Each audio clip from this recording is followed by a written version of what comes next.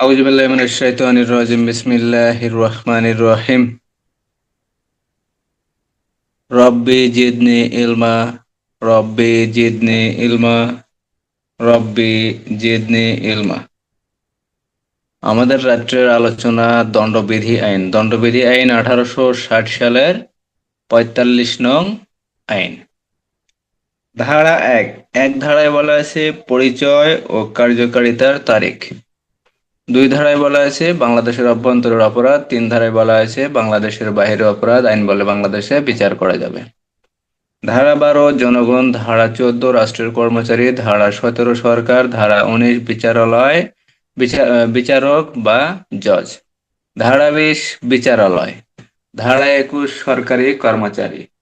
ধারা 22 স্থাবর অস্থাবর সম্পত্তি। ধারা 21 অন্যায় লাভ অন্যায় ক্ষতি। ধারা 23 অন্যায় লাভ অন্যায় ক্ষতি। ধারা 24 অসাধুভাবে। ধারা 25 প্রতারণামূলক ভাবে। ধারা 27 স্ত্রী, কেরানি অথবা ভৃত্যের অধিকারভুক্ত সম্পত্তি। ধারা 28 নকলকরণ। ধারা 29 দলিল। ধারা 30 মূল্যবান জামানত। ধারা 31 উইল। ধারা 34 সম্মিলিতভাবে একই কার্য সম্পাদন একই উদ্দেশ্যে সাধনকল্পে। ধারা 39 স্বেচ্ছাকৃতভাবে। ধারা 40 অপরাধ। ধারা 41 বিশেষ আইন। ধারা 42 স্থানীয় আইন। ধারা 44 ক্ষতি। ধারা 51 শপথ অথবা হলফ। ধারা 52 সরল বিশ্বাস অথবা সৎ বিশ্বাস। ধারা 52 ক আশ্রয় দান। ধারা 53 দণ্ড 6 প্রকার, কার্যকরী 5 প্রকার। ধারা 54 ধারা 55 সরকারের ক্ষমতা। ধারা 55 ক রাষ্ট্রপতির ক্ষমতা। ধারা 71 একাধিক অপরাধ যদি হয় সেক্ষেত্রে শাস্তি প্রদান। ধারা 75 বর্ধিত দণ্ড। ধারা 76 আইন বলে বাধ্য। ধারা 76 আইনানুগ কাজ বা আইন বলে বাধ্য কিন্তু ভুল ধারণাবশত যদি কোনো কাজ করা হয় সেক্ষেত্রে অপরাধ হবে না। ধারা 78 আদালতের রায় বা আদালতের আদেশ কি হবে না, অপরাধ হবে না। ধারা 79 আইন সমর্থিত বা ভুল ধারণাবশত যদি কোনো কাজ করা হয় তাহলে সেক্ষেত্রে কি হবে না, অপরাধ হবে না। ধারা 80 আইনানুগ কার্য সম্পাদনকালে কোনো ক্ষতি বা কোনো অপরাধ কার্য হলে তা অপরাধ হিসেবে গণ্য হবে না। ধারা 81 ছোট বড় অপরাধ। ধারা 82 9 বছরের কম। ধারা 83 9 বছরের বেশি কিন্তু 12 বছরের কম কিন্তু বুদ্ধির পরিপক্কতা যদি না থাকে সেক্ষেত্রে অপরাধ হবে না। ধারা 84 অপ্রকৃতিস্থ পাগল এই সকল ব্যক্তির কার্যের বিরুদ্ধে অপরাধ, এই সকল ব্যক্তির কার্য অপরাধ হিসেবে গণ্য হবে না। কিন্তু এই সকল ব্যক্তির কার্যের বিরুদ্ধে কি করা যাবে, আত্মরক্ষার ব্যক্তিগত অধিকার প্রয়োগ করা যাবে। ধারা 98। ধারা 85তে বলা হয়েছে অন্যের মাধ্যমে যদি নেশাগ্রস্ত হয় সেক্ষেত্রে অপরাধ হবে না। ধারা 86 কিন্তু নিজের ইচ্ছায় যদি নেশাগ্রস্ত হয় তাহলে সেক্ষেত্রে যদি অপরাধমূলক কোনো কার্য করে তাহলে অপরাধ হিসেবে গণ্য হবে। ধারা 87 18 বছরের বেশি বয়স এবং সম্মতি সহকারে কোনো খেলাধুলায় অংশগ্রহণ করার পর বা কোনো বিনোদনের ক্ষেত্রে যদি কোনো ক্ষতি হয় তাহলে সেই ক্ষেত্রে কি হবে না, অপরাধ হবে না। ধারা 88 নিজের সম্মতি। ধারা 89 অভিভাবক হিসেবে সম্মতি প্রদান। ধারা 90 সম্মতি যখন সম্মতি হিসেবে গণ্য হবে না। 5টি ক্ষেত্রে সম্মতি সম্মতি হিসেবে গণ্য হবে না। 5টি ক্ষেত্র কি কি? ক্ষতির ভয়ে, ক্ষতির ভয়ে যদি সম্মতি প্রদান করা হয় সেক্ষেত্রে হবে না। ভ্রান্ত বর্ণনার কারণে বা ভ্রান্ত বিবৃতির কারণে বা ভ্রান্ত ধারণাবশত বা ভুল ধারণাবশত যদি সম্মতি প্রদান করা হয় সেই সম্মতি সম্মতি হিসেবে গণ্য হবে না। পাগলের সম্মতি সম্মতি হিসেবে গণ্য হবে না। 12 বছরের কম বয়স্ক শিশুর সম্মতি হিসেবে সম্মতি গণ্য হবে না। তারপর নেশাগ্রস্ত শিশুর বা নেশাগ্রস্ত ব্যক্তির সম্মতি সম্মতি হিসেবে গণ্য হবে না। ধারা 91 সম্মতি যখন নিজেই স্বতন্ত্র অপরাধের সৃষ্টি করে তখন সেই কার্য কি করতে হবে, বর্জন করতে হবে। ধারা 92তে বলা হয়েছে সম্মতি ব্যতীত যদি কোনো কার্য করা হয় সদ্বিশ্বাসে অথবা উপকারার্থে সেক্ষেত্রে কি হবে না, কোনো অপরাধ হবে না। ধারা 93তে বলা হয়েছে সদ্বিশ্বাসে কৃত যোগাযোগের ফলে কোনো অপরাধ হবে না। ধারা 94তে বলা হয়েছে ক্ষতির ভয়ে যদি কোনো কাজ করা হয় সেক্ষেত্রে অপরাধ হবে না। 95 সামান্য ক্ষতিকারক কোনো কিছু অপরাধ নয়। দণ্ডবিধির আলোকে সামান্য ক্ষতিকারক কোনো কাজ অপরাধ হিসেবে গণ্য হবে না। ধারা 96 আত্মরক্ষার ব্যক্তিগত অধিকার, ধারা 97 দেহের ক্ষেত্রে অথবা সম্পত্তির ক্ষেত্রে, ধারা 98 যে সকল ক্ষেত্রে যে সকল ব্যক্তির বিরুদ্ধে আত্মরক্ষার ব্যক্তিগত অধিকার প্রয়োগ করা যায়, পাগল, অপ্রকৃতিস্থ ব্যক্তি, অপ্রমত্ততার কারণে নেশাগ্রস্ত ব্যক্তি, শিশুর কার্যের বিরুদ্ধে কি করা যায়, আত্মরক্ষার ব্যক্তিগত অধিকার প্রয়োগ করা যায়। ধারা 99-তে বলা হয়েছে যে সকল ক্ষেত্রে আত্মরক্ষার ব্যক্তিগত অধিকার প্রয়োগ করা যায় না, 4টি ক্ষেত্রে ব্যক্তিগত অধিকার প্রয়োগ করা যায় না। সরকারি কর্মচারী, সরকারি বিভিন্ন কর্মকর্তারা আইন বলে যদি কোনো কার্য সম্পাদন করে সেই কার্যের বিরুদ্ধে কি করা যায় না, আত্মরক্ষার ব্যক্তিগত অধিকার প্রয়োগ করা যায় না। তারপরে সরকারি কর্মচারী আদেশ বলে কোনো কার্য সম্পাদনের ক্ষেত্রে কি করা যায় না, প্রয়োগ করা যায় না। তারপরে সরকারি কর্মচারী যদি আশ্রয় লাভের সুযোগ থাকে সেক্ষেত্রেও কি করা যায় না, আত্মরক্ষার ব্যক্তিগত অধিকার প্রয়োগ করা যায় না। ধারা 100-তে বলা হয়েছে যে সকল ক্ষেত্রে আত্মরক্ষার ব্যক্তিগত অধিকার প্রয়োগ করে মৃত্যু পর্যন্ত ঘটানো যায় দেহের ক্ষেত্রে। ধারা 100, ধারা 100-কে বলা হয়েছে মৃত্যু ব্যতীত অন্য কোনো ক্ষতি সাধন করে যদি স্বার্থ হাসিল করা যায় তাহলে সেক্ষেত্রে কি করা যায়, মৃত্যু ঘটানোর প্রয়োজন নাই বা মৃত্যু ঘটানো যাবে না। ধারা 101। 102-এ বলা হয়েছে আরম্ভ ও স্থিতিকাল, অর্থাৎ দেহের ক্ষেত্রে কখন আপনার অধিকার আরম্ভ হবে, কতক্ষণ স্থিতি থাকবে। ধারা 102। 103-এ বলা হয়েছে সম্পত্তির ক্ষেত্রে যে সকল ক্ষেত্রে অপরাধী ব্যক্তির মৃত্যু ঘটানো যায়। ধারা 104-এ বলা হয়েছে মৃত্যু ব্যতীত অন্য কোনো কার্যের মাধ্যমে যদি আত্মরক্ষা করা যায় সেক্ষেত্রে কি করা যাবে না, মৃত্যু ঘটানো যাবে না। ধারা 105-এ বলা হয়েছে সম্পত্তির ক্ষেত্রে আরম্ভ এবং স্থিতিকাল, অর্থাৎ কখন আপনার আত্মরক্ষার ব্যক্তিগত অধিকার আরম্ভ হবে এবং কতক্ষণ স্থিতি থাকবে তা 105 ধারা। 106 ধারায় বলা হয়েছে নিরপরাধ ব্যক্তির ক্ষতি হবে জেনেও কি করা যায়, আত্মরক্ষা ব্যক্তিগত অধিকার প্রয়োগ করা যায়। ধারা 107 দুষ্কর্মের সহায়তা, ধারা 108 দুষ্কর্মের সহায়তাকারী ব্যক্তি, ধারা 109 দুষ্কর্মের সহায়তা করা হয়েছে কিন্তু শাস্তির বিধান নয় সেক্ষেত্রে শাস্তি। ধারা 109। ধারা 110-এ বলা হয়েছে যে দুষ্কর্মে যে দুষ্কর্মে সহায়তাকারী ব্যক্তির উদ্দেশ্য আর যে দুষ্কর্ম করে তার উদ্দেশ্য যদি ভিন্ন রূপ হয় তাহলে সেক্ষেত্রে দুষ্কর্মে সহায়তাকারী শাস্তি। ধারা 110। ধারা 111-তে বলা হয়েছে যে দুষ্কর্মে সাহায্য করা হয়েছে কিন্তু অন্য একটা কার্য সম্পাদন হয়েছে সেক্ষেত্রে সহায়তাকারী শাস্তি। ধারা 111। ধারা 114-তে বলা হয়েছে দুষ্কর্মে সহায়তাকারী ব্যক্তি যদি উপস্থিত থেকে সহায়তা করে। ধারা 115 মৃত্যুদণ্ড অথবা যাবজ্জীবন কারাদণ্ডে দণ্ডনীয় কোনো অপরাধে যদি দুষ্কর্ম সহায়তা করা হয় সেক্ষেত্রে যদি অপরাধী সংগঠিত হয় তাহলে অপরাধী ব্যক্তির শাস্তি। ধারা 115। ধারা 116-তে বলা হয়েছে কারাদণ্ডে দণ্ডনীয় অপরাধে যদি সহায়তা করা হয় সেক্ষেত্রে যদি অপরাধটি সৃষ্টি না হয় সেক্ষেত্রে সহায়তাকারী ব্যক্তির শাস্তি। ধারা 116। ধারা 118-তে বলা হয়েছে ষড়যন্ত্র গোপন করার জন্য মৃত্যুদণ্ড অথবা যাবজ্জীবন কারাদণ্ডে দণ্ডনীয় কোনো অপরাধে যদি ষড়যন্ত্র করা হয় সেই ষড়যন্ত্র যদি কোনো ব্যক্তি জানতে পারেন, বুঝতে পারেন, সে যদি সেই বিষয়টি যদি গোপন করেন তাহলে তার শাস্তি হবে। ধারা 118। ধারা 119-এ বলা হয়েছে সরকারি কর্মচারী কর্তৃক যদি মৃত্যুদণ্ড, যাবজ্জীবন কারাদণ্ড অথবা কারাদণ্ডে দণ্ডনীয় কোনো অপরাধের ষড়যন্ত্র যদি গোপন করা হয় তাহলে তার শাস্তি হবে। ধারা 119। ধারা 120-এ বলা হয়েছে কারাদণ্ডে দণ্ডনীয় কোনো অপরাধের ষড়যন্ত্র যদি গোপন করা হয় সেক্ষেত্রে সাধারণ জনগণ শাস্তিপ্রাপ্ত হবে। ধারা 120। ধারা 120-এর কতে বলা হয়েছে অপরাধমূলক ষড়যন্ত্র। ধারা 120-এর খ অপরাধমূলক ষড়যন্ত্রের শাস্তি। ধারা 121 বলা হয়েছে রাষ্ট্রের বিরুদ্ধে, বাংলাদেশের বিরুদ্ধে যুদ্ধ ঘোষণা। ধারা 121-এর কতে বলা হয়েছে 121 ধারার যে অপরাধগুলো হয় সেই অপরাধগুলার জন্য যদি কোনো ব্যক্তি ষড়যন্ত্র করেন তাহলে তার শাস্তি। ধারা 121-এর ক। ধারা 122-এ বলা হয়েছে অস্ত্রশস্ত্র সংগ্রহ করা। বাংলাদেশের বিরুদ্ধে যুদ্ধ ঘোষণা করার জন্য যদি কোনো ব্যক্তি অস্ত্রশস্ত্র সংগ্রহ করেন, জনবল যদি বৃদ্ধি করেন, জনবল যদি সংগ্রহ করেন বা জনবল যদি একত্র করেন তাহলে তার শাস্তি। ধারা 122। ধারা 123-এ বলা হয়েছে যুদ্ধের পথ সুগম করার জন্য যদি কোনো ব্যক্তি এই যুদ্ধের বিষয়টি যদি গোপন করেন, যুদ্ধের ষড়যন্ত্রের বিষয়টি যদি গোপন করেন তাহলে তার শাস্তি। ধারা 123। ধারা 124-এর ক রাষ্ট্রদ্রোহমূলক অপরাধ। ধারা 128 সরকারি কর্মচারী কর্তৃক ইচ্ছাকৃতভাবে বা স্বেচ্ছাকৃতভাবে রাজবন্দী বা যুদ্ধবন্দীকে যদি পালিয়ে যেতে সাহায্য করে তাহলে তার শাস্তি। ধারা 128। ধারা 129-এ বলা হয়েছে যদি অবহেলাপূর্ণ আচরণের কারণে যদি অপরাধী পালিয়ে যায়, রাজবন্দী বা যুদ্ধবন্দী যদি পালিয়ে যায় সেক্ষেত্রে দেয় সরকারি কর্মচারীর শাস্তি। ধারা 129। ধারা 130-এ বলা হয়েছে এই রাজবন্দী বা যুদ্ধবন্দী যদি পালিয়ে যায় বা পালিয়ে যেতে যদি কোনো ব্যক্তি সাধারণ জনগণ যদি সাহায্য করে বা সে পালিয়ে গেছে তাকে যদি উদ্ধার করে বা সে পালিয়ে যাওয়ার পর তাকে যদি প্রশ্রয় দান করে বা আশ্রয় দান করে তাহলে ওই সাধারণ জনগণের শাস্তি হবে। ধারা 130। ধারা 136-এ বলা হয়েছে সামরিক বাহিনী, সেনাবাহিনী, বিমান বাহিনী, নৌবাহিনী, বিজিবি এই সকল বাহিনীর কোনো কর্মকর্তা, সৈনিক, নাবিক, সেনা এরা যদি পলায়ন করে তাহলে তাদের শাস্তি। ধারা 136। ধারা 140, যদি কোনো সাধারণ ব্যক্তি সেনাবাহিনী, নৌবাহিনী, বিজিবি বা সামরিক বাহিনী কোনো পোশাক পরিধান করে বা ব্যাজ বা প্রতীক ধারণ করে তাহলে তার শাস্তি ধারা 140। ধারা 141, 141 ধারা থেকে 148 ধারা পর্যন্ত আমাদের আলোচনা করা হয়েছিল এর আগে। এই আলোচনাটা খুবই গুরুত্বপূর্ণ। 141 ধারায় বলা হয়েছে বেআইনি সমাবেশের সংজ্ঞা। 142 ধারায় বলা হয়েছে বেআইনি সমাবেশের সদস্য হওয়া।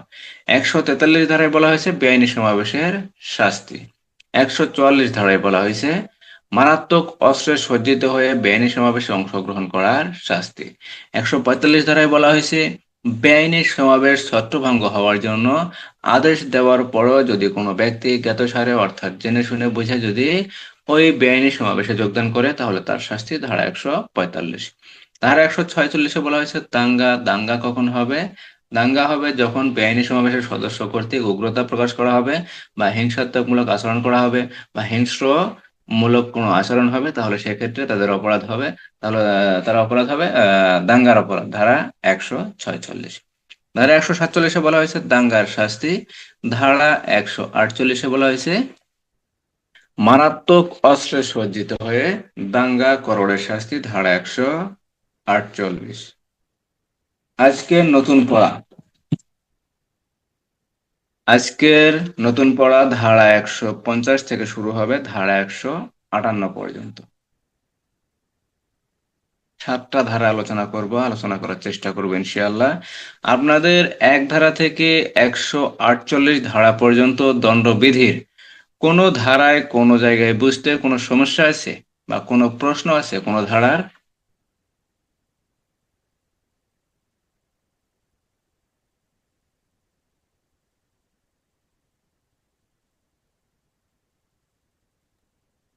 না স্যার, বুঝতে পারছি স্যার।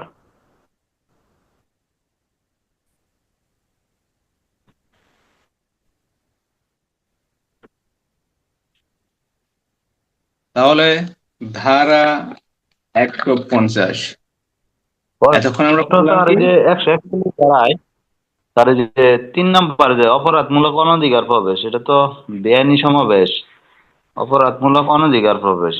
এটা তো কোনো চুরি টুরি করতে গেলে অনধিকার প্রবেশ, তাহলে অপরাধমূলক অনধিকার বেআইনি প্রবেশটা সমাবেশে কখন বেআইনি সমাবেশ হবে? এটা যখন 5 বা ততোধিক ব্যক্তি সমাবেশ হবে, ঠিক আছে?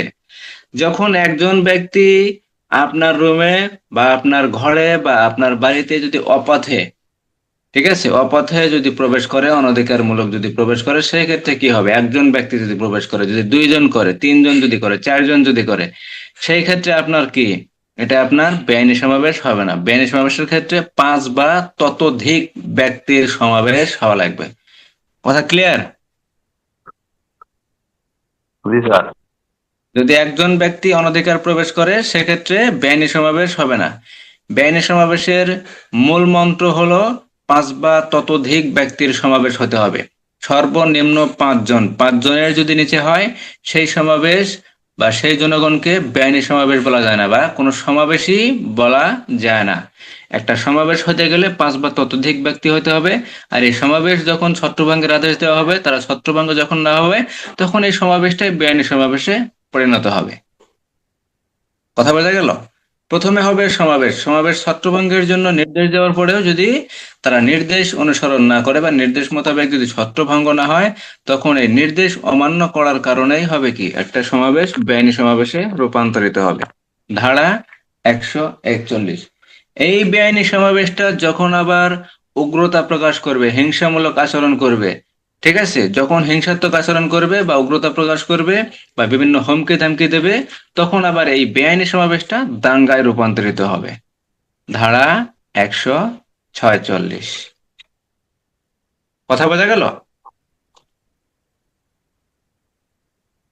জি স্যার।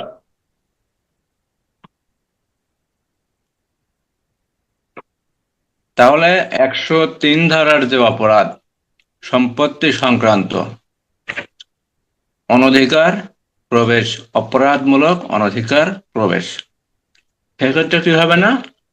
বেআইনি সমাবেশ হবে না, কারণ 1 জন 2 জন 3 জন 4 জন যদি প্রবেশ করে সেটা বেআইনি সমাবেশ হবে না। তাহলে আজকের পড়া আমাদের 150। এরূপ যদি কোনো ধারা যদি বুঝতে সমস্যা হয়, যদি ক্লিয়ার করার প্রয়োজন হয়, অবশ্যই ভাই জানাবেন যে এখানে স্যার বুঝতে পারি নাই, বোঝার দরকার আছে। অবশ্যই জানাবেন। কোনো মানে সমস্যা যদি মনে হয় কোথাও, জিনিসটা ক্লিয়ার করার দরকার আছে। যেমন আপনি একটা বলছেন 103 ধারায়, ঠিক আছে, কথা ঠিক আছে। যদি একজন দুইজন যদি হয় সেক্ষেত্রে বেআইনি সমাবেশ হবে না। বেআইনি সমাবেশ যদি 5 বা ততোধিক ব্যক্তি হয় তখন বেআইনি সমাবেশ হবে।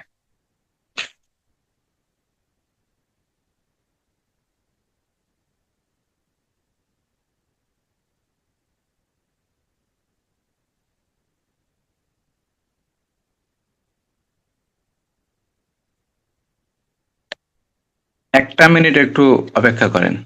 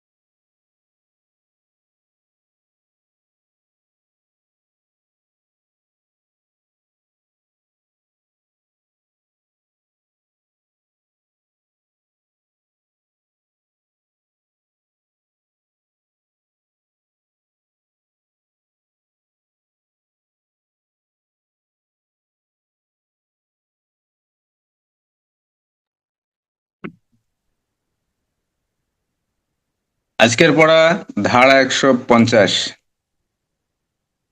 গুরুত্বপূর্ণ।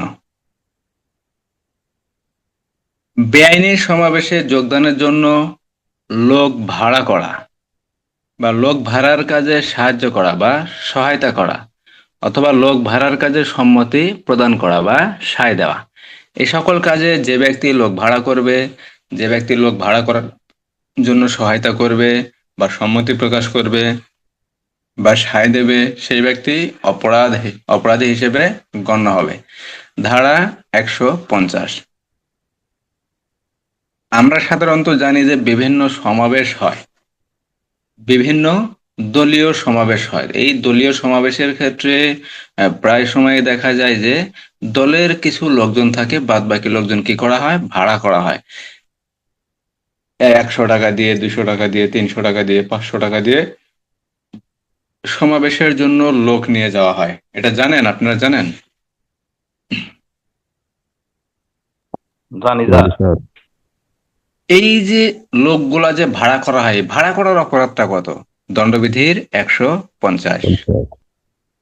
দণ্ডবিধির 150।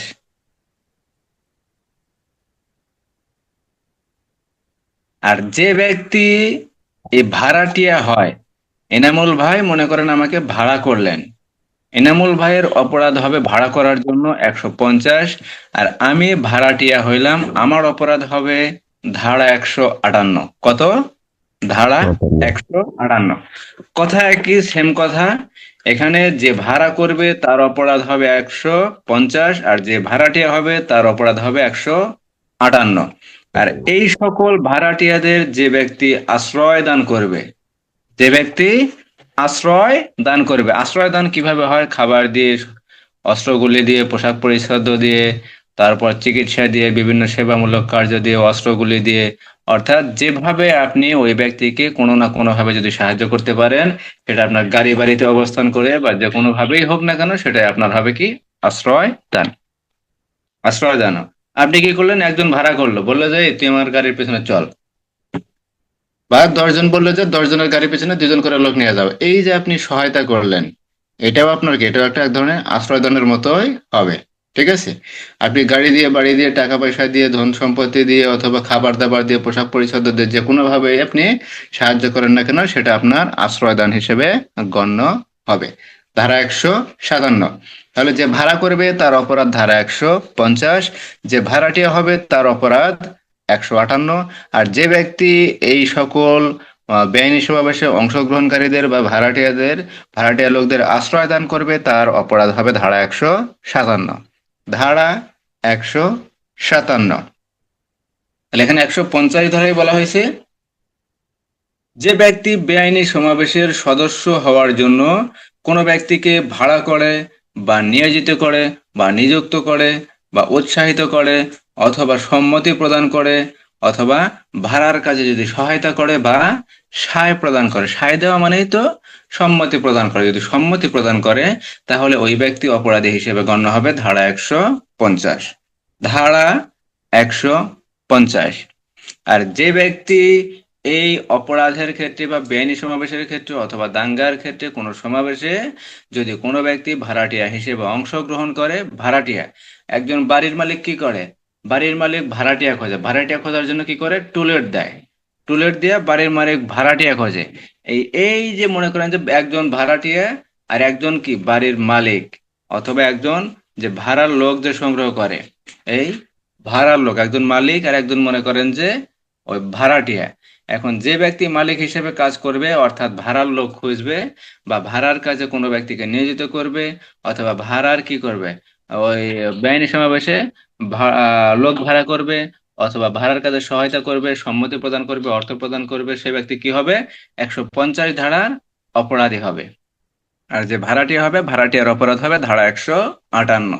আর এই সকল ভাড়াটিয়াকে যে ব্যক্তি আশ্রয় দান করবে তার অপরাধ হবে ধারা 157।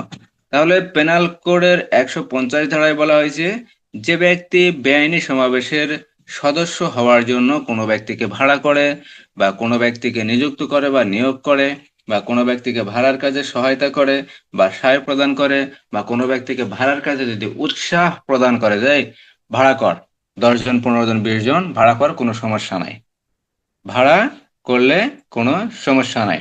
এখানে একজন ভাড়া করলো, একজন মনে করেন যে অর্থ দিয়ে সাহায্য করলো, সে আশ্রয় দান করলো, 157 ধারায় তার অপরাধ হবে। আর যে ব্যক্তি ভাড়াটিয়া হবে তার অপরাধ হবে ধারা 158। তাহলে ধারা 150, ধারা 150 বুঝতে কোনো সমস্যা আছে? শর্ট বিষয় এটুকুই, এর বাইরের কিছু নাই।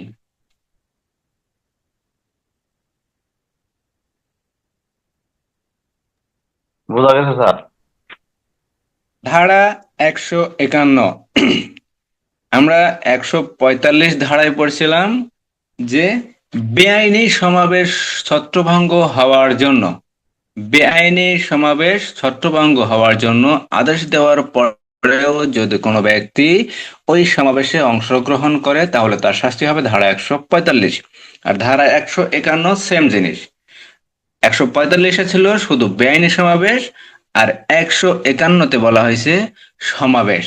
151-তে বলা হয়েছে সমাবেশ। 5 বা ততোধিক ব্যক্তির সমাবেশ ভেঙে দেওয়ার নির্দেশ দেওয়া হয়েছে জেনেও যদি কোনো ব্যক্তি ওই সমাবেশে যোগদান করে অথবা অবস্থান করে তাহলে তার শাস্তি হবে ধারা 151। ধারা 151। কথা বোঝা গেল? 145 ধারায় ছিল বেআইনি সমাবেশ, বেআইনি সমাবেশ ছত্রভঙ্গ হওয়ার পরেও যদি কোনো ব্যক্তি সেই বিষয়টি জেনে বা জ্ঞাতসারে বা জেনে শুনে বুঝে যদি ওই সমাবেশে, বেআইনি সমাবেশে যদি সে যোগদান করে অথবা সে যদি অবস্থান করে তাহলে তার শাস্তি হবে ধারা 145। আর ধারা 151, 51-তে বলা হয়েছে 5 বা ততোধিক ব্যক্তির সমাবেশ, এটা বেআইনি সমাবেশের কথা এখানে বলা নাই, কিন্তু এখানে যতগুলা বিষয় বলা হয়েছে সবগুলা বিষয় আলোচনা করা হয়েছে বেআইনি সমাবেশ এবং দাঙ্গা সংক্রান্ত আলোচনা, দাঙ্গা সংক্রান্ত আলোচনা। কিন্তু ধারার ভিতরে, কথার ভিতরে একটু 19-20 করা আছে, যার কারণে 145 ধারায় বলা আছে বেআইনি সমাবেশ আর 151 ধারায় বলা আছে সমাবেশ। 151 ধারায় বলা আছে সমাবেশ।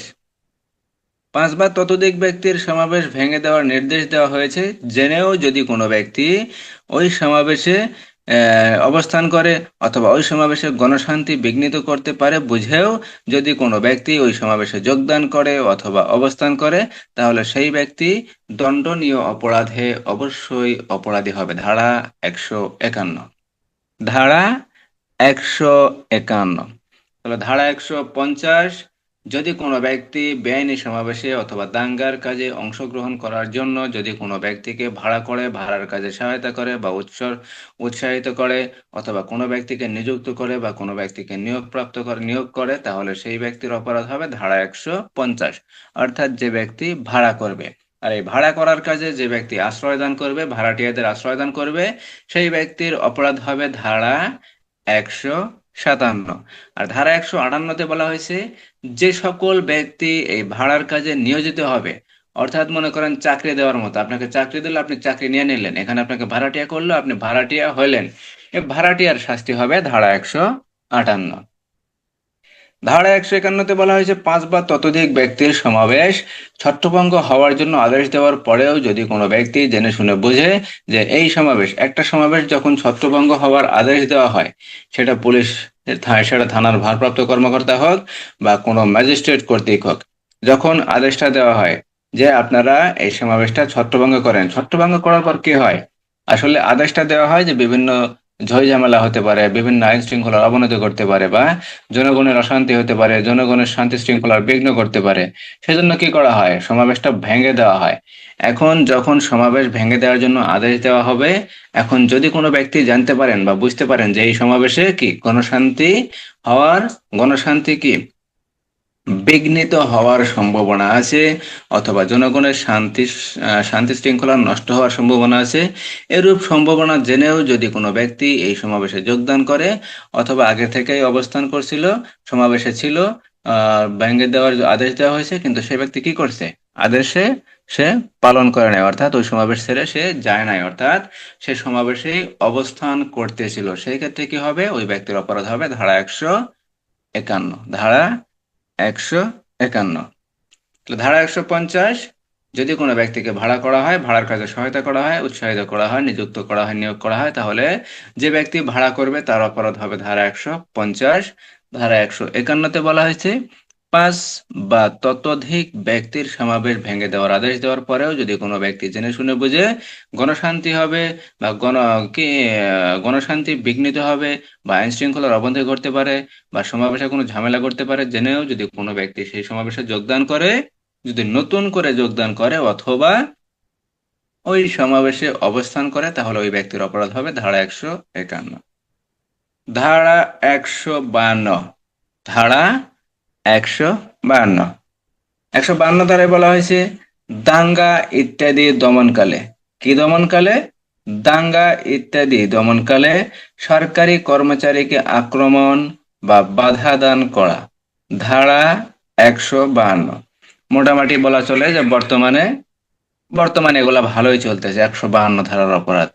কোথাও কোনো সমাবেশ টমাবেশ হলে সেখানে যদি কোনো কিছু করতে যায়, দেখা যায় যে উল্টা উল্টা আমাদের উপরে বিভিন্ন প্রকার কি করতেছে? আঘাত করতেছে। ঠিক আছে। বেআইনি সমাবেশ ভেঙে দেবার অভিযানে বা দাঙ্গা অথবা মারামারি দমনের অভিযানে যে সরকারি কর্মচারী ওই ভেঙে দেওয়ার অনুষ্ঠানে কি করে?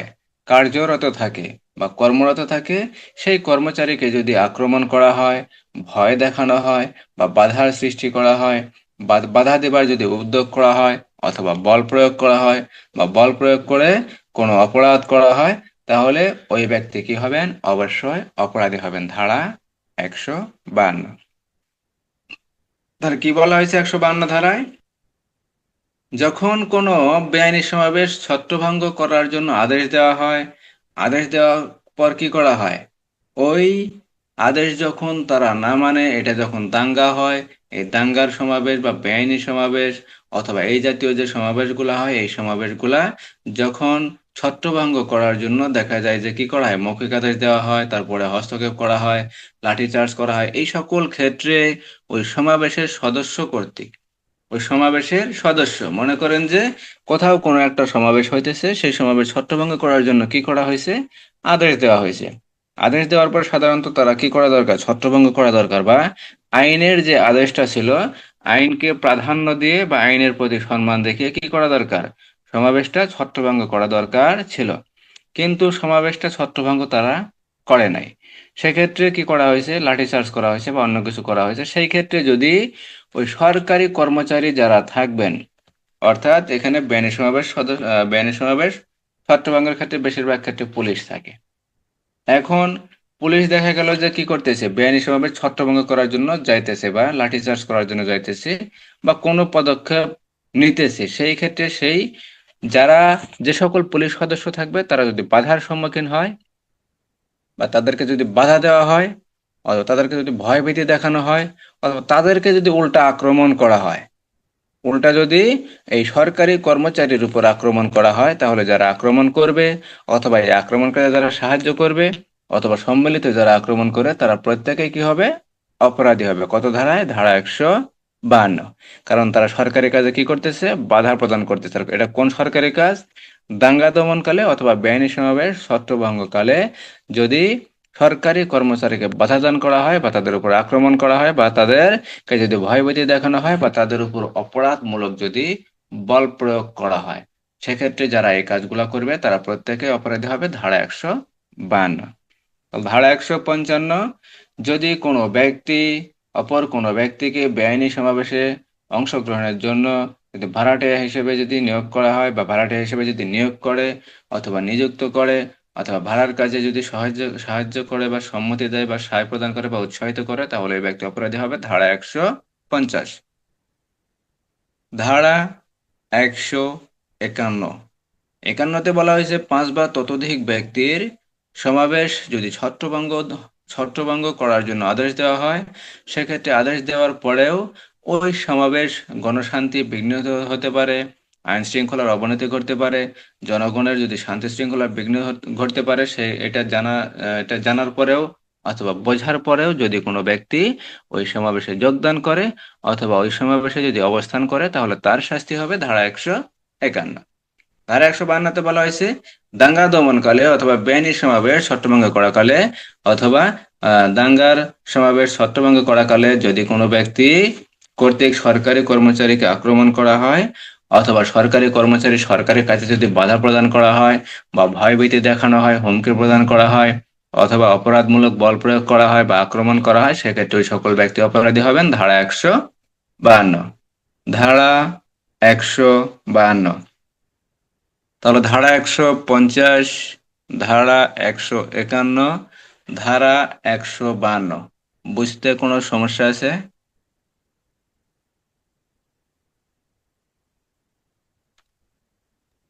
না স্যার, বুঝতে পারছি স্যার।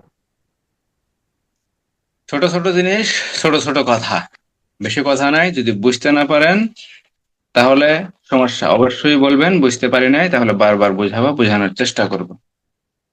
খুবই গুরুত্বপূর্ণ একটা ধারা, ধারা 154। ধারা 154, ধারা 155 সেম কথা, সেম জিনিস। এখানে বেশিরভাগই কি হয়,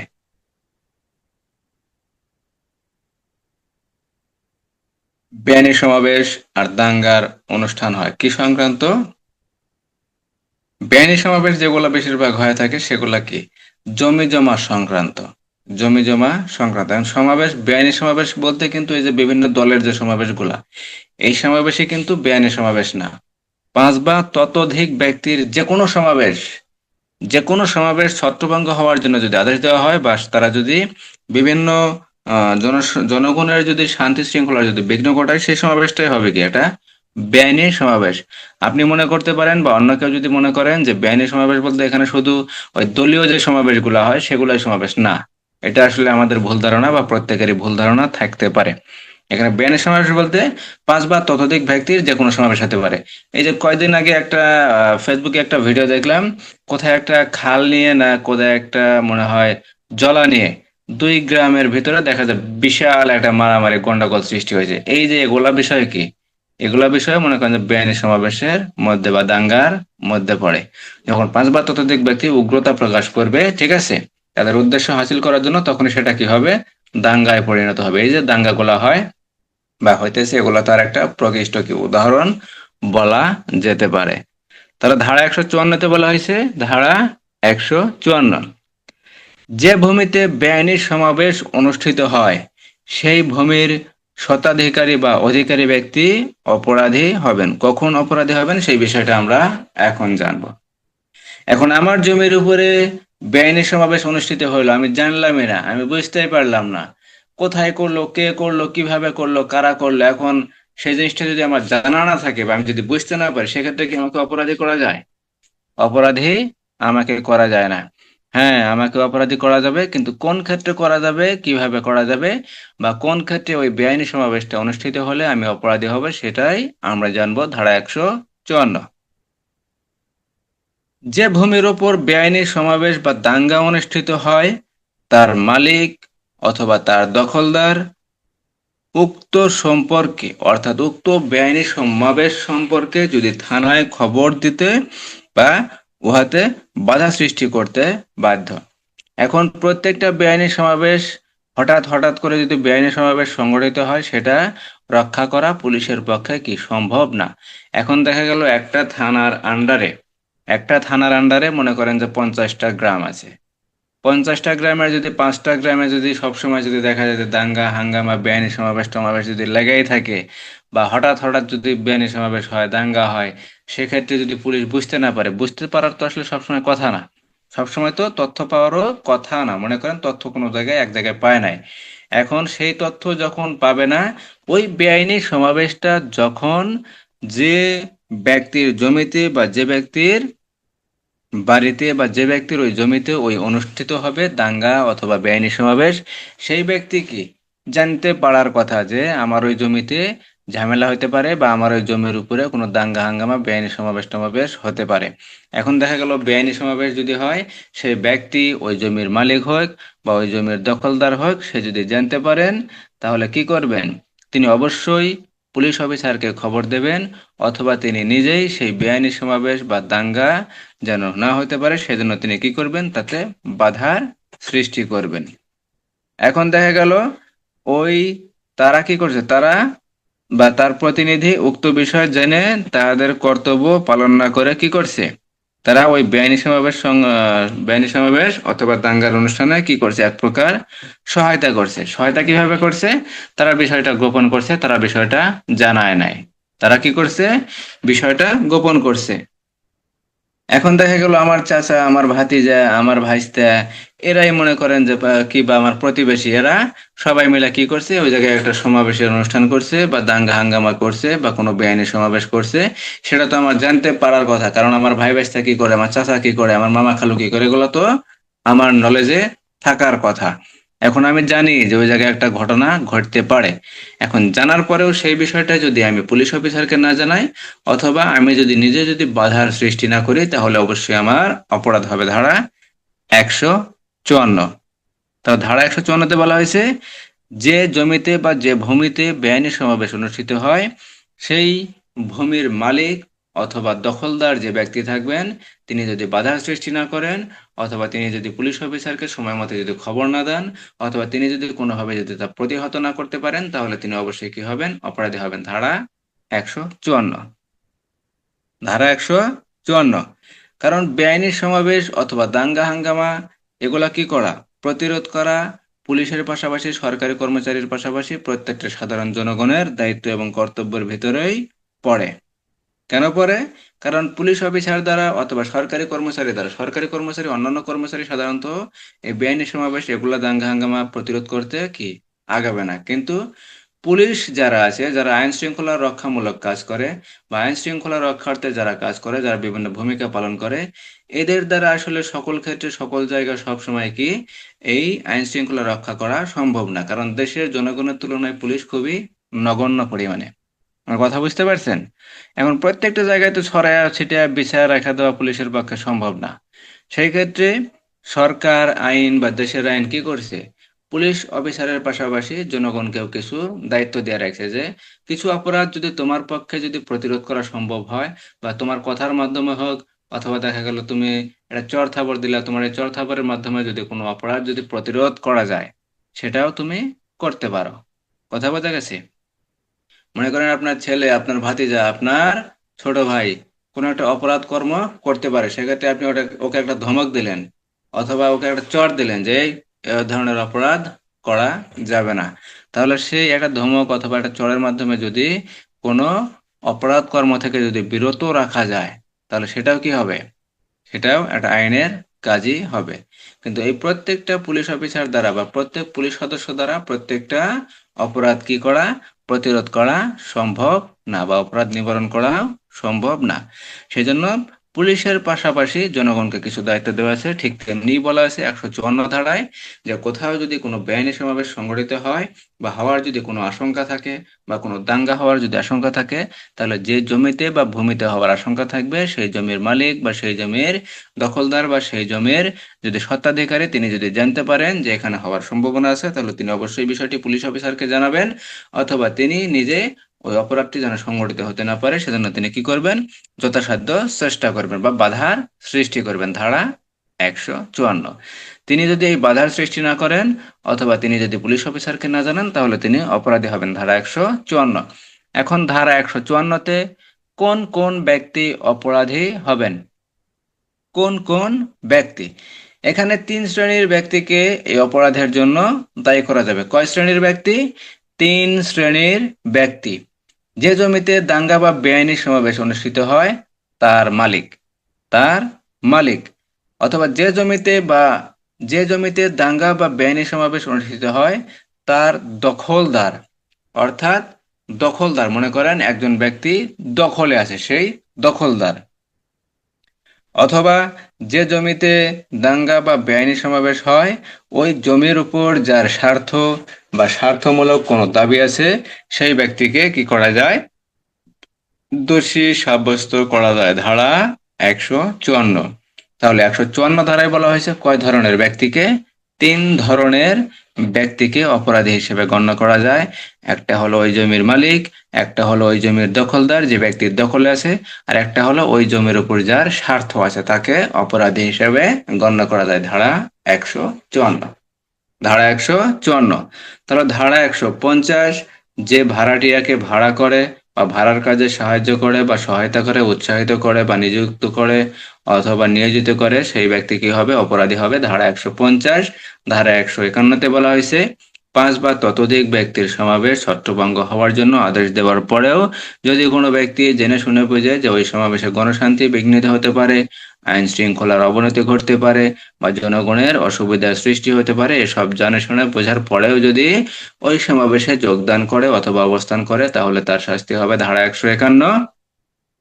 ধারা 152-তে বলা হয়েছে দাঙ্গার অপরাধে যদি কোনো ব্যক্তি দাঙ্গা দমনকালে সরকারি কর্মচারীকে বাধা সৃষ্টি করে বা আক্রমণ করে অথবা ভয়ভীতি দেখায় অথবা অপরাধমূলক বল প্রয়োগ করে, তাহলে ওই দাঙ্গার সদস্য হিসেবে ওই ব্যক্তি অপরাধী হবেন এবং সরকারি কর্মচারীকে বাধা সৃষ্টি করার জন্য 152 ধারা অনুযায়ী শাস্তি ভোগ করবেন। ধারা 152। ধারা 154-তে বলা হয়েছে যে জমির উপরে বেআইনি সমাবেশ সংগঠিত হয় অথবা দাঙ্গার মতো অপরাধ অনুষ্ঠিত হয়, সেই মালিক যদি এই দাঙ্গা অথবা বেআইনি সমাবেশ সংক্রান্ত তথ্য যদি পান বা যদি জানতে পারেন বা বুঝতে পারেন, তিনি পুলিশ অফিসারকে জানাবেন অথবা তিনি নিজে বাধার সৃষ্টি করবেন বা প্রতিরোধমূলক ব্যবস্থা নেবেন বা অপরাধটি নিবারণ করার চেষ্টা করবেন। তিনি যদি এরূপ কোনো কার্য যদি না করেন, তাহলে অবশ্যই তিনি কি হবেন, অপরাধী হবেন। ধারা 154। এখানে 3 ধরনের ব্যক্তিকে অপরাধ হিসেবে গণ্য করা যেতে পারে।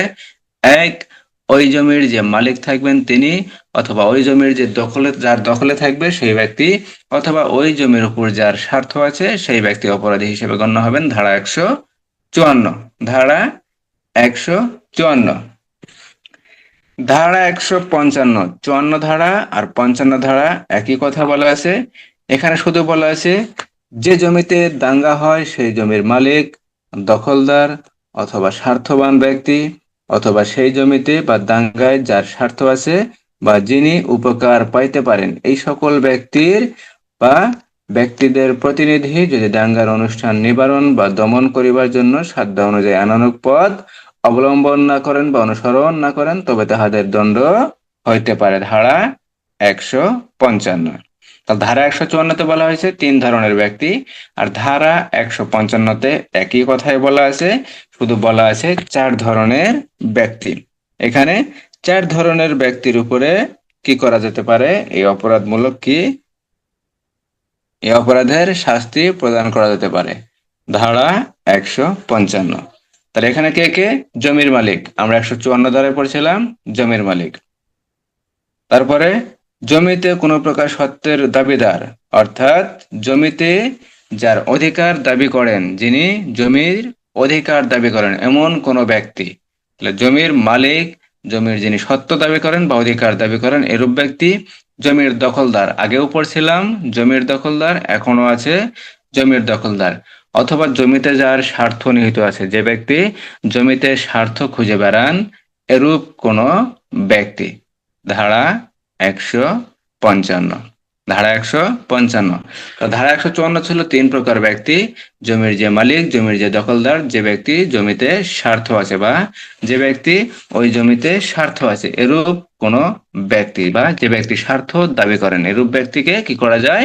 154 ধারায় অপরাধী করা যায়।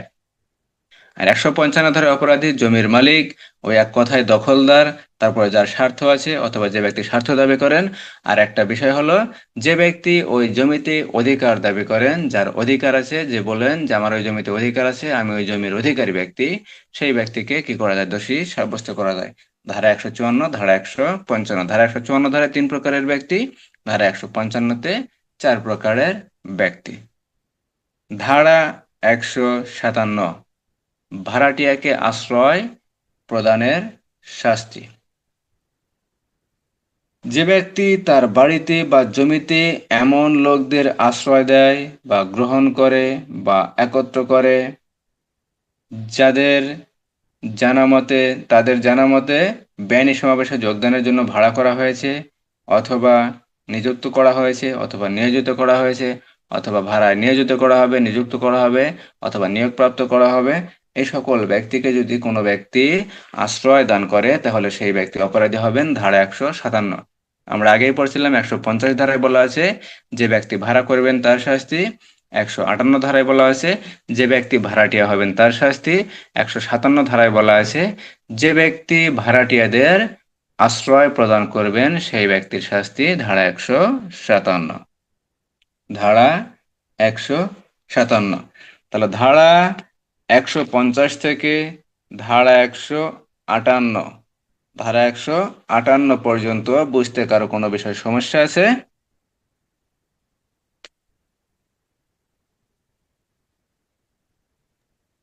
না স্যার।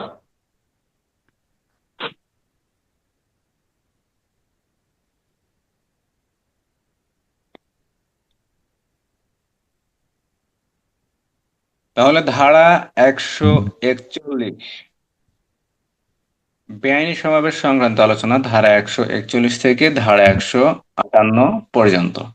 বেআইনি সমাবেশ, দাঙ্গা হাঙ্গামা, জমি জমা সংক্রান্ত বিভিন্ন যে সমস্যাগুলো আছে, আসলে জমি জমা যে সংক্রান্ত যে অপরাধগুলা, এই অপরাধগুলা কিন্তু পুলিশ অফিসারের তেমন কিছু করার নাই। কিন্তু জমি জমা সংক্রান্ত যদি কখনো বিরোধের সৃষ্টিতে দেখা গেল যে অমুকের জমি অমুক দখল করতে গেছে, সেক্ষেত্রে বেআইনি সমাবেশ হয়েছে, অথবা দাঙ্গার সৃষ্টি হয়েছে বা দাঙ্গার অপরাধ হয়েছে বা বেআইনি সমাবেশের অপরাধ হয়েছে, সেই ক্ষেত্রে অপরাধটা কি করতে পারেন? পুলিশ আমলে নিতে পারেন, অপরাধের বিষয়গুলো আমলে নিয়ে বিচারার্থে কি করতে পারেন? আদালতে প্রেরণ করতে পারেন। কিন্তু জমির যে সিদ্ধান্তগুলা, যে এই জমিটা কার, অমুকের, এই জমিটা কার, অমুকের, এই ধরনের সিদ্ধান্ত আসলে পুলিশ অফিসার নিতে পারেন না। এই অপরাধের, এই ধরনের যদি কোনো অপরাধ হয় তাহলে অবশ্যই মনে হয় দেওয়ানি আদালতে প্রেরণ করতে হয়। আপনারা জানেন?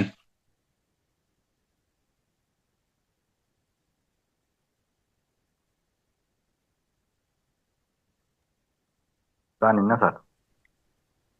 জমি জমা সংক্রান্ত, ঠিক আছে, জমি জমা সংক্রান্ত কোনো সিদ্ধান্ত আমি আপনি অথবা পুলিশের কোনো অফিসার নিতে পারে না। কিন্তু ওই জমি জমার সংক্রান্ত যদি কোনো অপরাধ হয়, ঠিক আছে, একজন মানুষকে মেরে ফেললো, খুন করে ফেললো, সেক্ষেত্রে তো অপরাধটা যখন হবে, অপরাধটা পুলিশ অফিসার অভিযোগ নিতে পারেন, সে অপরাধের তদন্ত করতে পারেন, অনুসন্ধান এগুলা কিছু করতে পারেন। কিন্তু একটা জমি, একটা জমি নিয়ে দুই ভাইয়ের যদি বিরোধের সৃষ্টি হয়, দেখা গেল জমিটা কার, এই বিষয়ে আমি আপনি সিদ্ধান্ত নিতে পারি না, বা কোনো পুলিশ অফিসার জমি জমা সংক্রান্ত কোনো সিদ্ধান্ত নিতেও পারে না বা কোনো সিদ্ধান্ত দিতেও পারে না। জমি জমা সংক্রান্ত যাবতীয় সিদ্ধান্ত আদালত কর্তৃক দেওয়া হয়। কি কর্তৃক? আদালত।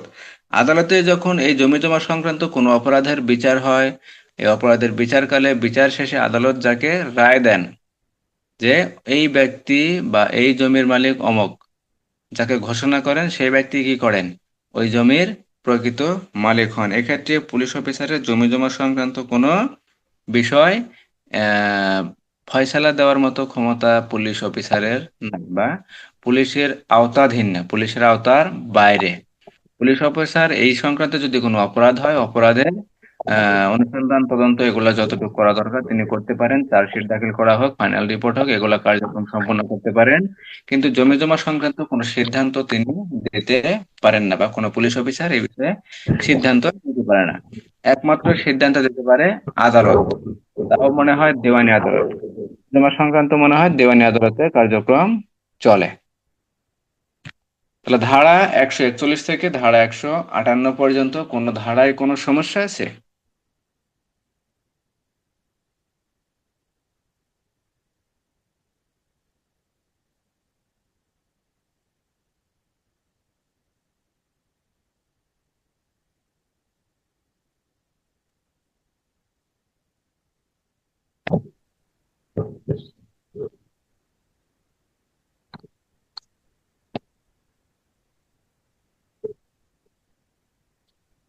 এনামুল ভাই, তাহের ভাই, না স্যার, কোনো সমস্যা নাই স্যার।